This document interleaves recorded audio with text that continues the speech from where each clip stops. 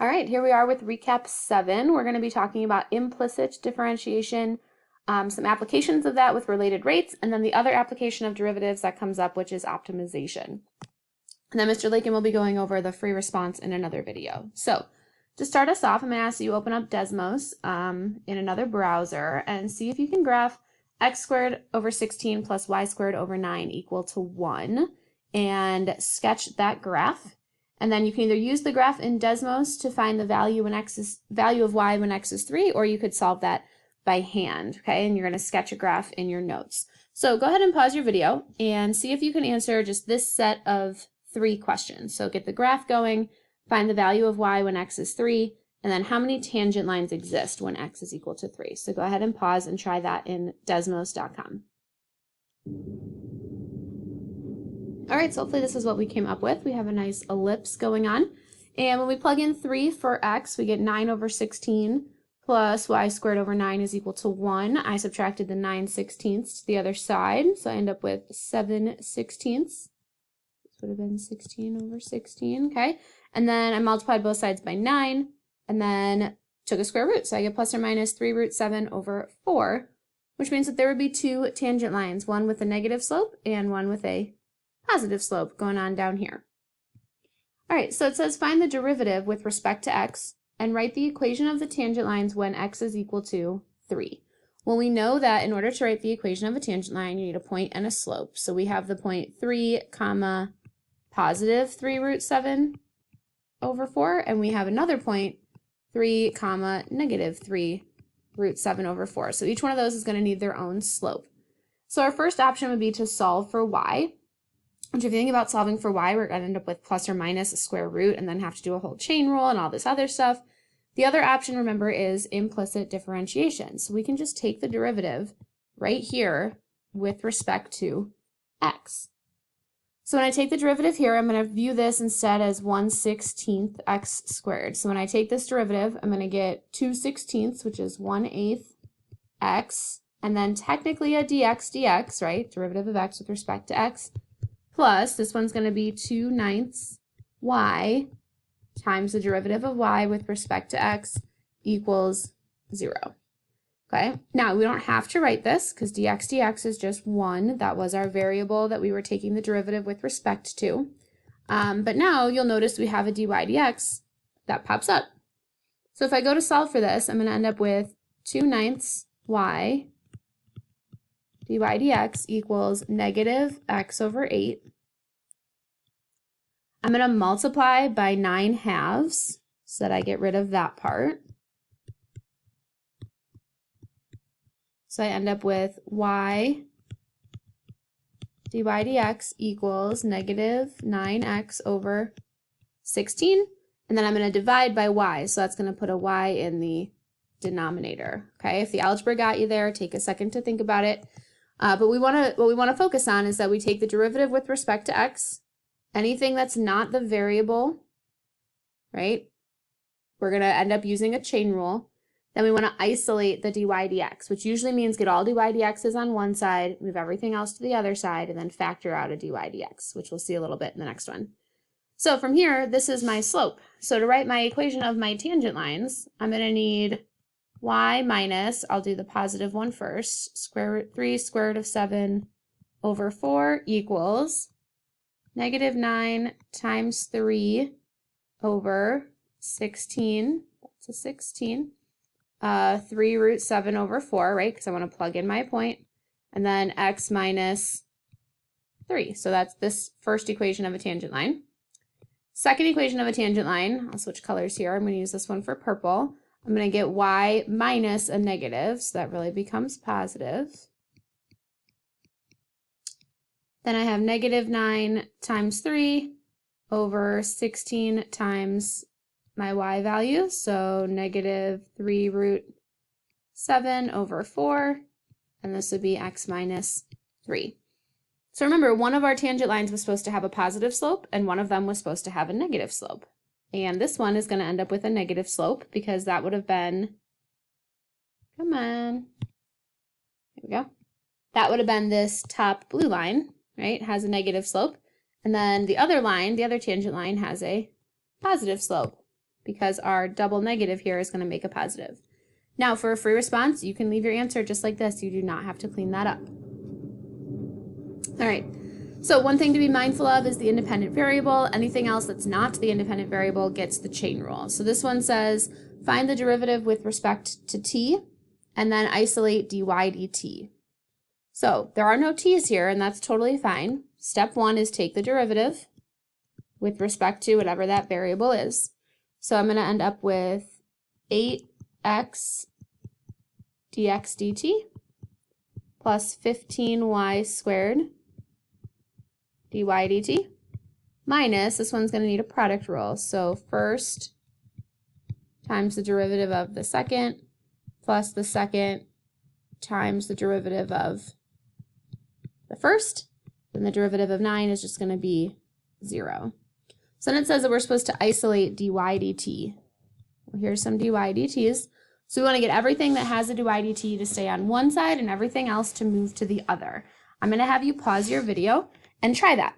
See if you can do the algebra to get dy dt all by itself. Pause your video and try moving those around. All right, so I moved everything that did not have a dy dt, which was these two guys, over to the other side, and then factored out my dy dt from the left side. I also factored out my dx dt just to make it look a little nicer, but you don't have to if you don't want to. And then divided by 15y squared minus 8x. If this is something that is a little confusing to you and you don't remember this, there are two really great videos about implicit differentiation on Mr. Lakin's YouTube channel that you could find from back in the fall. All right, so the reason why we use implicit differentiation is when we don't have one variable solved explicitly for another. We apply this when we talk about related rates. Okay, so related rates are word problems where you consider the way two or more variables are related to each other relative to time.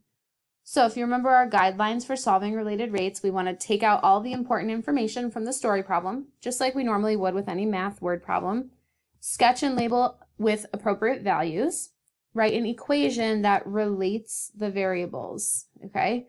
So we have to relate our items first. Then we take the derivative with respect to time. So now instead of just relating the variables, now we're going to relate their rates. Then we're going to use our later moment to sub in all the stuff that we know after we've taken that derivative and then solve for what we are looking for. So, and again, there's another video about this that already exists from the fall.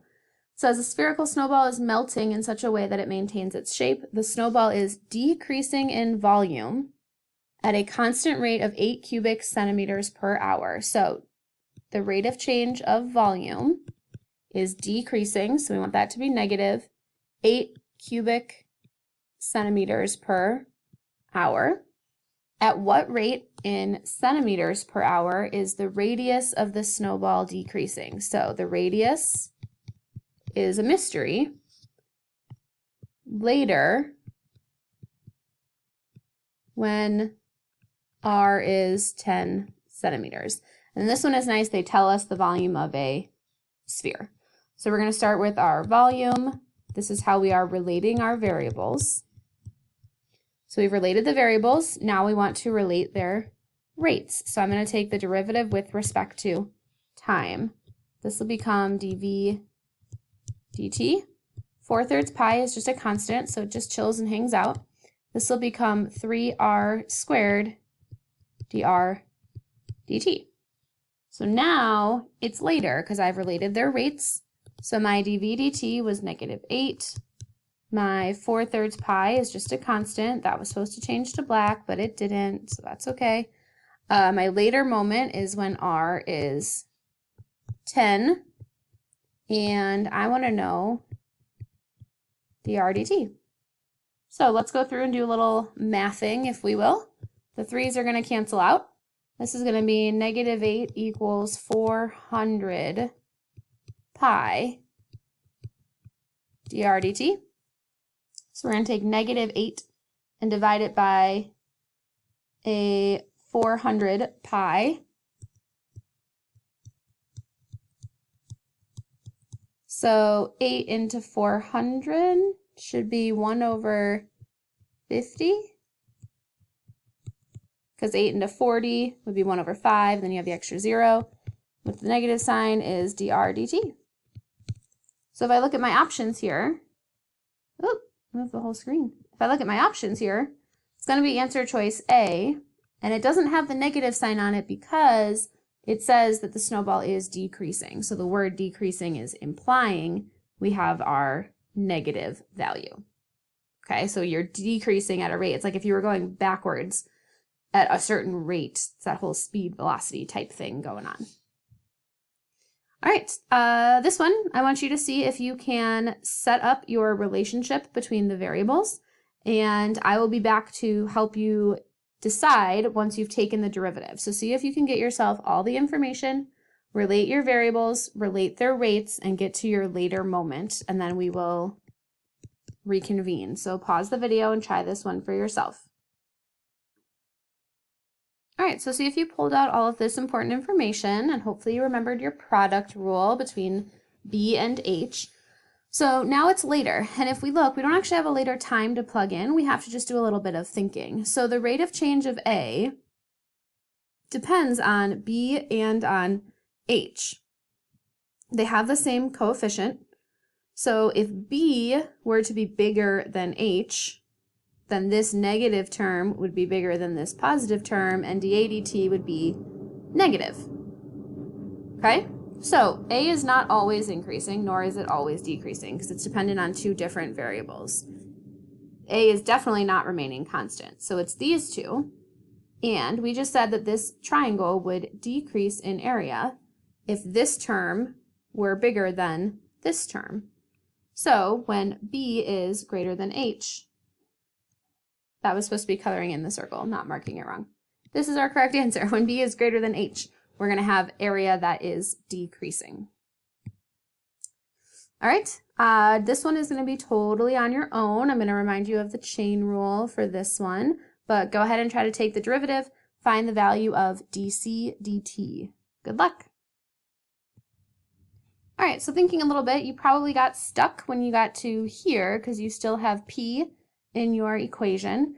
So remember though, we have this original relationship, so we can figure out at our later moment what is P equal to. Well, 20 minus 15 is 5, cubed is 75, so P squared is equal to 5 cubed is not 75, 5 cubed is 125. So P squared, P is going to be equal to the square root of 125, which would be 5 root 5.